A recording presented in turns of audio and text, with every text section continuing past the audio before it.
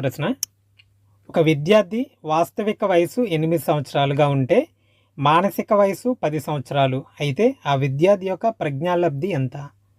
ఒక విద్యార్థి వాస్తవిక వయసు 8 సంవత్సరాలుగా ఉంటే అతని యొక్క మానసిక వయసు 10 సంవత్సరాలు అయితే ఆ విద్యార్థి యొక్క ప్రజ్ఞాలబ్ధి ఎంత?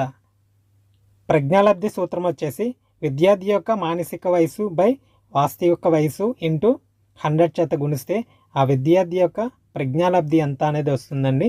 ఇక్కడ మనం చూసుకున్నట్లయితే విద్యార్థి యొక్క మానసిక వయసు 10 సంవత్సరాలు డివైడెడ్ బై వాస్తవిక వయసు 8 సంవత్సరాలు డివిజన్ కనుక చేసినట్లయితే ఆన్సర్ 1.25 వస్తుందండి. దీన్ని 100 చేత డివిజన్ కనుక చేసినట్లయితే ఆన్సర్ వచ్చేసి 125. సో 4th ఆప్షన్ ఇది రైట్ ఆన్సర్ అవుతుందండి. ఆ విద్యార్థి యొక్క ప్రజ్ఞాలబ్ధి 125. ఆప్షన్ 4 ఈజ్ రైట్ ఆన్సర్ అవుతుంది.